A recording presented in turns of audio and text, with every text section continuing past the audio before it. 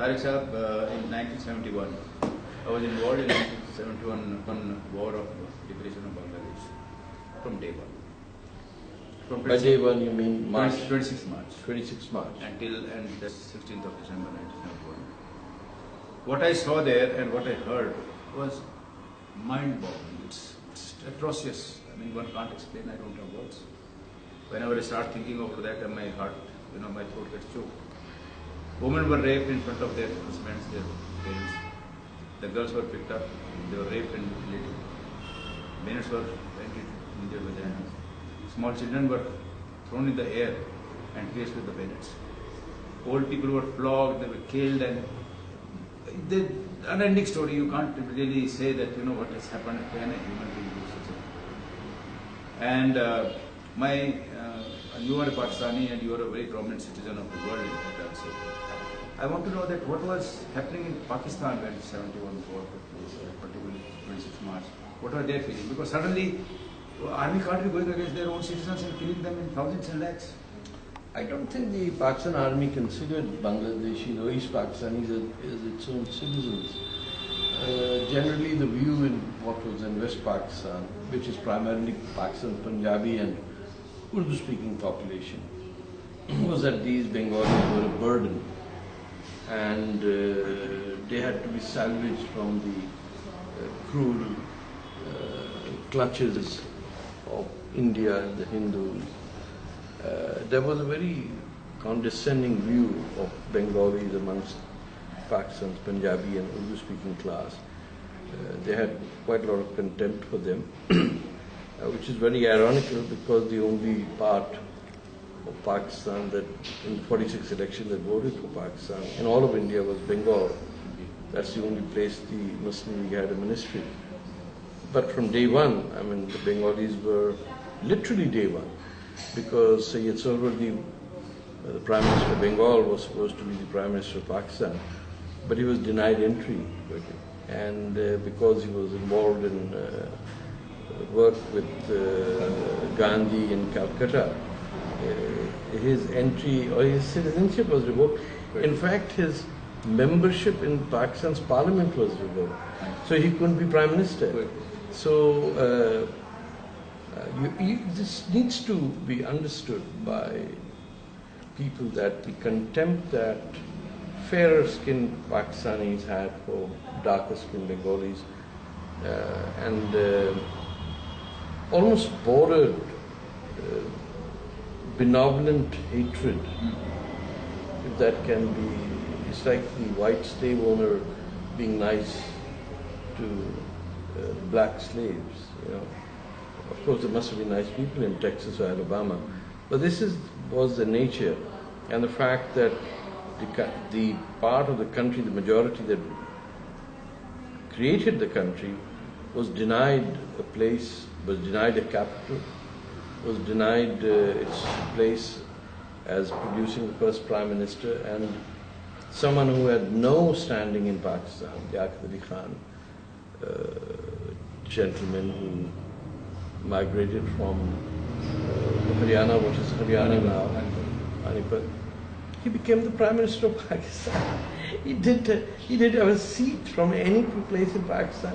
And to get him into Parliament, they had to have a by-election in East Pakistan. Once again, a Bengali was asked to vacate. Yes, 24 members. Yeah, and so he got elected.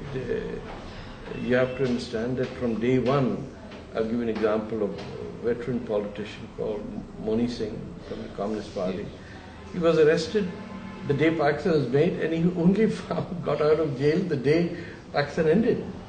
That's when he got out of prison. So Pakistan's first 25 years, I'm giving that just as an example of how Pakistanis never thought of East Pakistan as Pakistan. So the day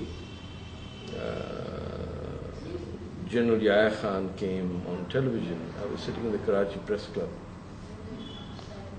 And it's very strange. The handful of us who were Mukti Wahini, I was with the National Awami Party, Professor Muzaffar and Motia Chaudhry. These were, I think they're both alive. I'm not sure. Motia is still alive. I think both are dead.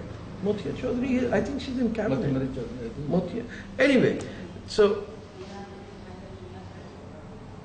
we were more traumatized at the liberation of Bangladesh, even though we were supporting liberation, than any of our very rabid pro-Pakistani colleagues who didn't show any, not even shock and defeat. Nobody cried.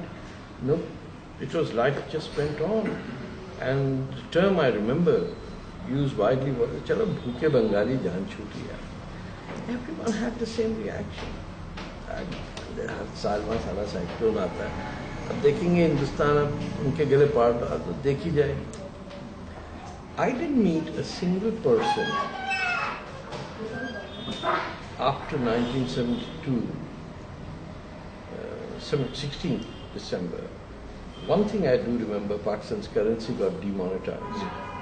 So everyone could bring in, I think, 5,000 rupees to get changed into legal money. So Pakistan's black money floated down the various gutter lanes and streams around Karachi.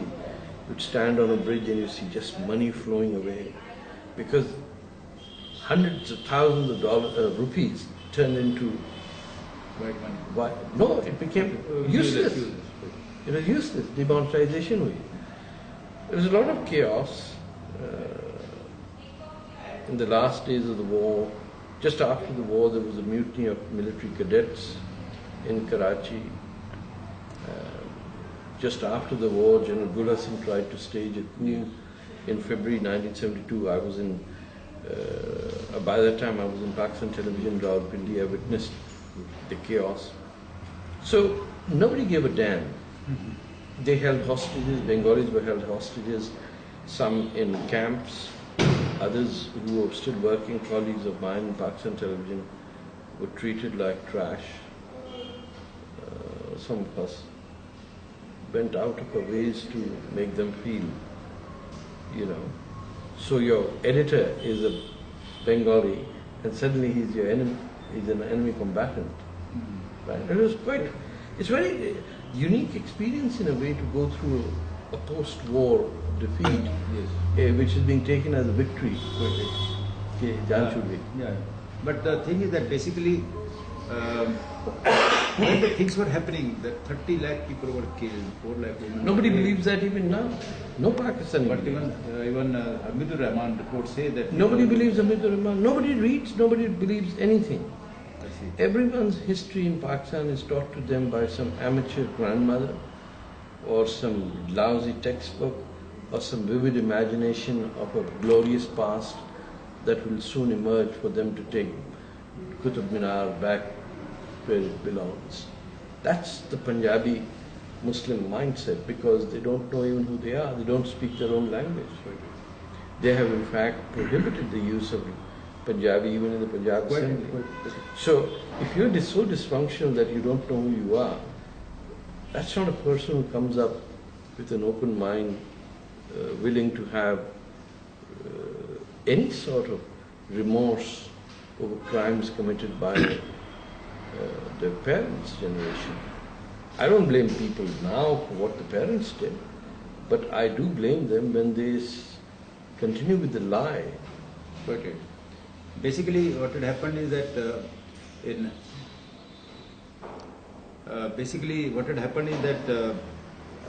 71, even the journalists were involved. General Zia, A.K. Niazi, he himself was supplied with the girls who were picked up from the slave camps. And it's a mind-boggling sort of story. I mean, it's a very sad thing, the way things have happened and the country has ignored and the whole world has ignored. Now, for example, on 7th of December 1971, I was leading a Mukti column into Bangladesh, Rampur district. I came across two girls in a hospital and I was told that I met these girls and they told me that the company commander had kept them for 3 months in his bunker and they were treated as slaves. And the day we were forming up joint forces in the army and Mukti Bahini, these girls were told by the company commander to walk through the mine fields. Why would you ask them If across the minefields were the Indian Mukti Yes, Bahini yes, troops. yes. He wanted them to shot or get killed in the minefield because he wanted to drive the sadistic pleasure. You see, basically, Wow, rape is okay, rape is all right, but I've seen the girls after being raped by the soldiers, their vagina have been penetrated by the bayonets. Their breasts were chopped off. I come across, and this is not my report only. I've got all the documents of various. No, I believe that. I'm friends of mine were in the Mukti Bahini, so I know that. And this is all documented. In fact, there are reports of the Human Rights Commission, International Human Rights Commission. There are reports of the Red Cross. There are various. Did you ever raise this with Pakistani POWs? I met one POW, Major Khatak. He was the BM of 48th Brigade, and he was a very criminal fellow because across my wing, we had known that he is the man who is committing so much of atrocities. And after the war, I went and met him, and he was camped in Medical College of Rangpur. And what was your rank? I was a captain then. You were a captain. I had about just 3 years of service. And the moment he said, "Sir, you are the man, why did you go mad?" He says, why the hell are you supporting these Bengalis? I said, well, they are fighting for the rights and it's our national policy to help them. He says, for 25 years, we have been, I'll not use the words, with their mothers, and they never called us their sons, dads. And tomorrow, you are shed so much of bloodshed, you are getting killed, you are taking so much of risk. You mean to say these Bengalis are going to call you as daddy? I felt like thrashing him, but I was caught by a company commander. He said, don't ill-treat them because it will be taken badly because we are there under Geneva Convention. And they had wonderful time. They were let off, 195 officers were identified. Their list is available. Their list was given to. I think it was more than 195. I would safely assume that close to 5,000 of the 90,000 troops. No, troops were there, but their officers were only identified as war criminals.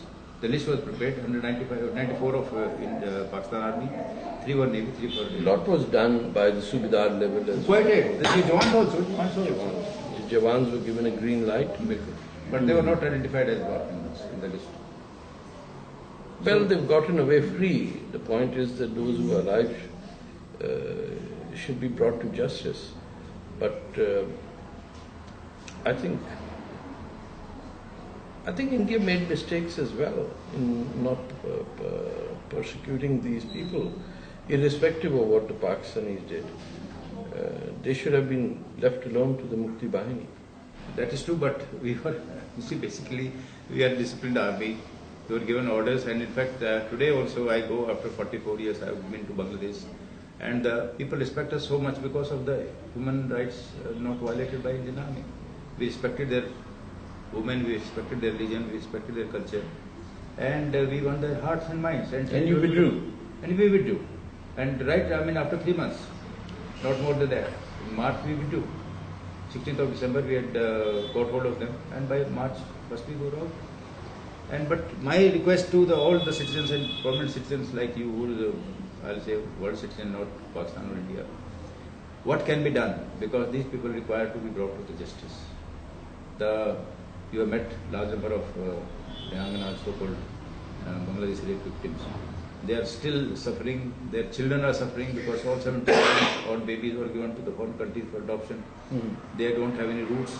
And this is available on various blogs that they are so emotionally upset that the country where they were born has abandoned them, and nobody is there to look after them. They are in different culture. John McCain's adopted daughter. Yes. But I hope it is done in their lifetime, in the lifetime of these 195 officers. And I think you should pursue and do it towards the International War Crimes Tribunals as private citizens. I don't care what the governments have decided. But there should be people in Bangladesh, Pakistan and India who should make an example of this. Otherwise this will happen again. It's happening again. It is happening. Balochistan is again, war crimes are taking place.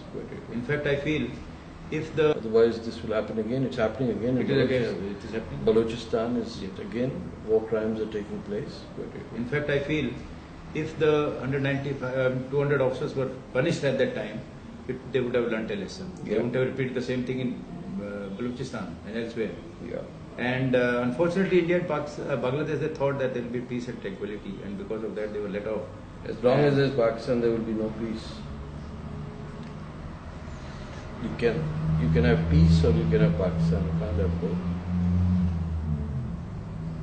What resulted from an amputation, you don't grow your arm back. Human beings are not lizards, you know. As a prominent citizen, what message you would like to give to the masses in the world as to how should we proceed further for getting these people, 200 odd officers, to justice to so he's alive now? I think the International Criminal War Crimes Tribunal and the Criminal Court in The Hague should take up these cases. They've taken up cases of, Serbian and Bosnian war criminals have been punished. People in Sierra Leone and Liberia who have committed crimes have been taken to court. That is the legal way to do it. Some prominent foundations in India flush with money for development and thinking they should put their act together and fund people like you to go to Holland to find out what is or at least hire an international lawyer. Because we may have the best of motives, but we don't have the best of expertise. वो करना क्या है ये भी तो है ना. ये तो आराम से रह रहे हैं 100-200 लोग जो हैं. They looted Bangladesh. They looted Pakistan. But before they went looted Bangladesh, they already looted Pakistan. They're still looting. यानी आप सोचिए कॉर्नफ्लेक्स से लेके न्यूक्लियर मिसाइल बनाती है. Yes. It's a military industrial complex. Raping women is just not a hobby. It's like a rest and recreation for the sailor. The American troops are given, go to Malta or Cyprus or Dubai. The Pakistani army just says, go take some women from a village. The culture of rape as an instrument of war is enshrined even in many versions of the Sharia Islamic law. There are definitions of how once you consider a woman or a family to be non-Muslim, how you're permitted, how many slaves can you take, what's the period when you first have sex with her, when do you stop, 15% over here. It's just horrific. But in medieval times, everyone had medieval laws. Our tragedy is that in this day and age, the Pakistan army operates under the medieval law of the 12th century. That's the challenge. So I request you to sort of help me in doing whatever I am doing, and I'll definitely seek your help. हम तो मुजाहिद हैं जो काम बोलेंगे करेंगे उसमें क्या.